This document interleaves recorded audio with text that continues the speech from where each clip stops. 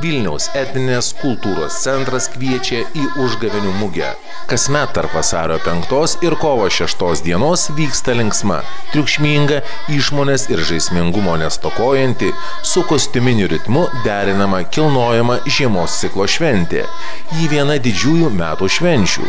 Jos papročiuose jungiasi iki krikščioniškos ir krikščioniškos kultūros baltiškieji elementai, išlaikė senąjį baltų kultūros palikimą. Į šio šventės papročius įsipynė labai seni tikėjimai, susiję su žemės žadinimu naujam gyvybės ciklui. Pasak jų, per užgavėnes reikia daug pokštauti ir juoktis, triukšmauti, nes juokas nubaido piktasias dvasias, o triukšmas iš žiemos miego pažadina žemę, pasėlius prišaukia pavasarį. Per užgavėnes persirengiama gyvūnais, demonais, nepažįstamais žmonėmis. Pagrindinės ir seniausios užgavėnių persirengėlių kaukės – meška, gervė, ožys, arklys. Šalia jų jau vėlesnės – velniai, raganos, žydai, čigonai, giltinės, elgetos, malpos, vengrai, daktarai.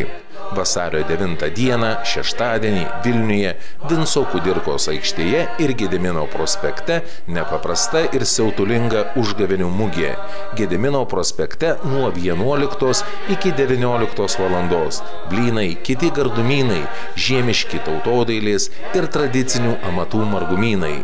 Vinco Kudirkos aikštėje nuo 12 iki 16 valandos užgavėnių paišdykavimai vaikams ir suaugusiems. Gedimino prospekte nuo 16 iki 18 valandos užgavėnių persirengėlių pasirodymai, o šventės kulminacija Vinco Kudirkos aikštėje nuo 18 valandos.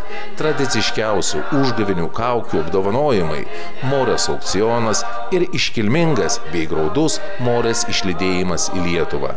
Vilniaus etninės kultūros centras visus kviečia į žiemos palydas.